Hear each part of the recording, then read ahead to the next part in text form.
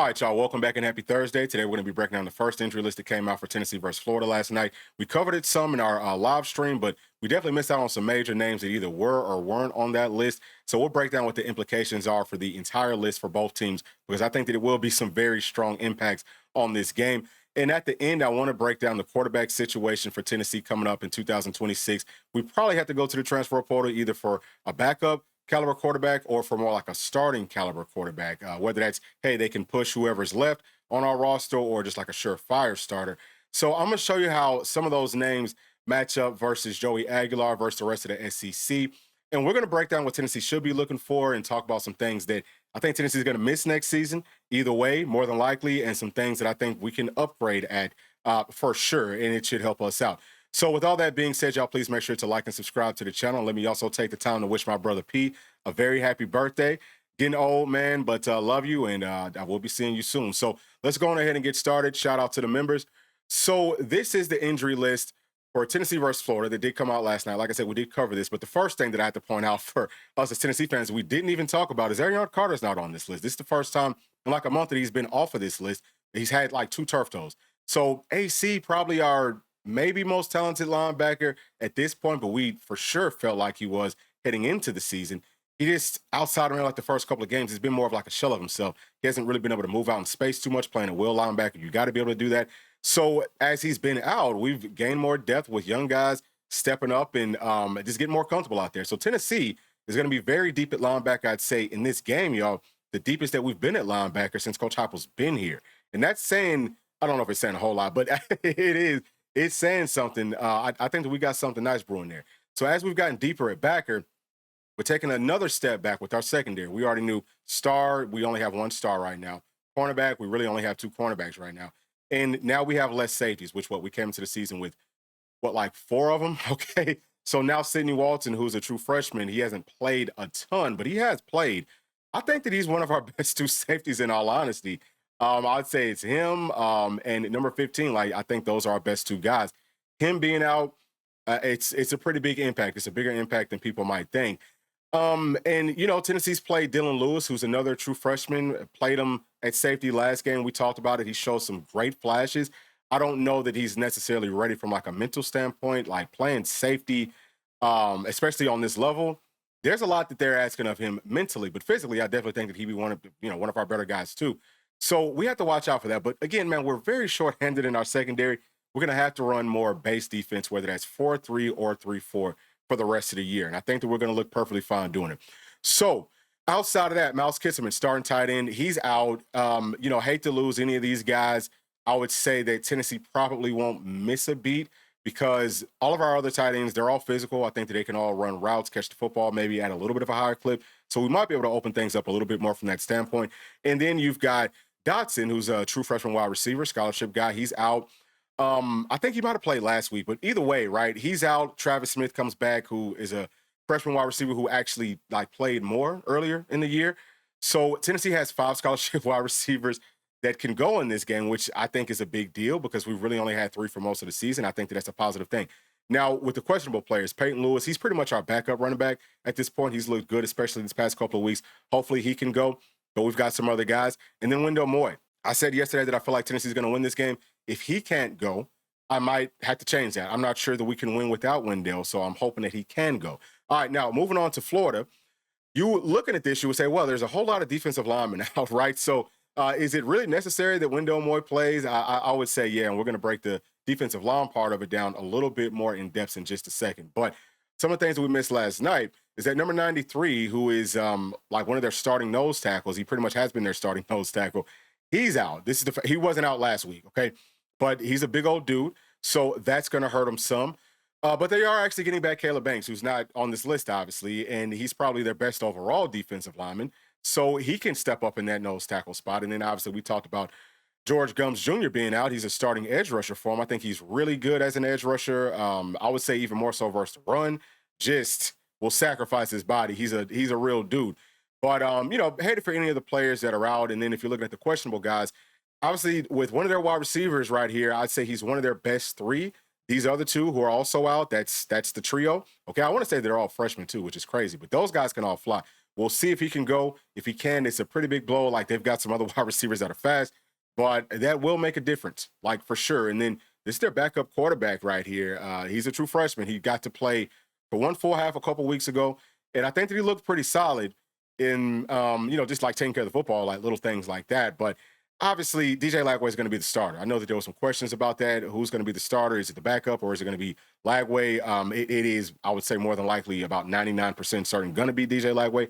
So we have to watch that pretty closely. And then Bryce Thornton, if you look at the rest of their players that are out and stuff, a lot of secondary players. Bryce Thornton is a safety. He was in my 5 key players that we put out earlier this week. And, I think that would be a pretty big blow. Now, they are deep at safety. Again, they're pretty deep at wide receiver, too. But he's their best guy as far as coverage goes from a safety standpoint. And he also does a really good job of coming down and making some sure tackles. So, again, hate to see the players out, but, that would be pretty positive in Tennessee's favor if he can't go, if really, most of those guys that we just talked about can't go. So probable players, Austin Barber, he's one of their starting offensive line. We talked a lot about him last season. And then Torrey Livingston, number 86 at tight end. I would say he's more of like their pass catching tight end. He's a big guy. I wouldn't say that really either one of their tight ends are overly physical from a blocking standpoint, but he's probably going to go. All right, so moving on, man, let's take a look at this defensive line, man. Let's break it down. This is pretty much every player, or no, it's not pretty much, it is. This is every player on their roster at defensive line. On the left, you have your edge rushers, and on the right, you have your more hand in the dirt defensive linemen. Everything in red means that the players are out. If it's in gold, it means I think that those guys could have a pretty big impact based off of the players who are out, or like a bigger impact than maybe they would have had previously. So starting off on that left side, you can see there's a lot of edge rushers for this Florida team. They've got a whole lot of dudes. Gums being out, that's going to hurt him. But number 24, he's really a better pass rusher. I say he's just as good. They got a whole lot of guys. Number 15, he's really good there too. But also Tyreek Sapp, who's down at the bottom, he's kind of a hybrid. So him and 24, I've seen them play up on the line of scrimmage, but especially number 94, Sapp, plays a whole lot of kind of like what Tennessee would call a strong side defensive end. And I think that he's done a good job there, but his stats, they're not going to wow you right now. If he could play stand-up edge, I think that those stats, his numbers, all that, I think that's where his highest ceiling's at. Is that just like a true edge rushing defensive end? You know what I mean? So that could be kind of a problem, right? Lance Hurd should be able to hold up pretty well. Of course, it's going to be a challenge. But you got to look at David Sanders and ask yourself, can he hold up versus this caliber of dude? Because I think he would be like the top probably 3%, if not 1% of edge rushers that David Sanders has faced so far this year. I would actually lean more towards top 1%. So it doesn't mean he's going to be doing that exclusively as an edge rusher. He's still going to be handing the dirt, strong side in, and he can wreak some havoc from there as well. But looking at the right side, okay, we got Caleb Banks back, and he's 6'6", 330. He's a dude, okay? Like, he is a certified dude, 6'6", 330, twitchy. I mean, my goodness, we talked about it a lot last season, man. He looks like he's a first-round player. But, yeah, him coming in, maybe playing more at nose tackle because number 93's out as a guy that's about 350 pounds. The other guy that they have right on top of 93, number 92, he's over 350, which really just goes back to P&I's point, talking about going out, finding some defensive tackles inside of the portal that are about 350 pounds. I think that if you're going to run a 3-man front, you have to have at least 2 of those guys, which Florida does. And that's all that we're saying. It's not to say that, well, the guys that we have can't play and so on and so forth. It's just to say that you need those body types because of how the defense functions. But anyway, number 92 doesn't play that much, okay? He will have to play some at nose tackle, which will free up Banks to play more as kind of like the other defensive tackle, but within like a 3-3-5 defense. It's almost like a defensive end. It's kind of hard for me to break that down. But if you know, you just know. So I think that it's going to be a whole lot of stress on Tennessee's our guards, and our center, especially understanding that one of the guards, Jesse Perry, he's been dealing with an ankle sprain. We didn't even want him to play last week. And then Sam Pendleton also dealing with an ankle sprain. We can tell it looks like he's kind of taking a little bit of a step back dealing with that injury, but he's been playing through it, so shouts out to him. This is why I'm saying that Wendell Moore has got to play. It's going to be critical that he plays because you have to help your center. You have to have at least one side of the offensive line as far as guard-center combo that can help out with the double teams on these big guys playing at like nose tackle like a Caleb Banks. You have to double team him. Caleb Banks hasn't played since LSU. Went back and watched the film. They double team him on almost every play. A lot of times they were triple teaming him. Like, he's one of those types of dudes. So it can wreak havoc. You never want to get the pressure up the middle. That's the worst place to get it. And it messes with the way that you run the football too. So it's going to be critical that Tennessee can get that figured out by, for sure having our offensive line as healthy as possible. All right, now let's break these quarterbacks down, y'all. We got Joey Aguilar right here, Drew Mestamaker from North Texas. He's right here. Sam Levitt from Arizona State's there. And then the other quarterback, Jeff Sims from Arizona State, just so that y'all can see how their numbers look side by side. But this is from Pro Football Focus. It's their numbers over the course of the year. The dropbacks are in this column. Obviously, the grades are right there. Take it with a grain of salt. This is the actual passes. This is the passes that were caught. This is the percentage. This is their yards, passing yards per attempt. Touchdowns are right there. Make sure that y'all take y'all's time and pause it wherever you need to, because I'm not going to spend too much time on this part of it. Interceptions right here. And obviously, Joey Aguilar throwing a whole bunch of interceptions. But I do want for y'all to just look at the difference in like their numbers and all of that, right? But this is something that we all know that Joey Aguilar has got to get cleaned up for the rest of the year. And moving forward, we want to find a quarterback who does take better care of the football. But this is only part of what we're going to be breaking down. So this is the sacks column. This is the scrambles column. We can see that Sam Levitt scrambled a lot this season, and he didn't play as much as these other guys.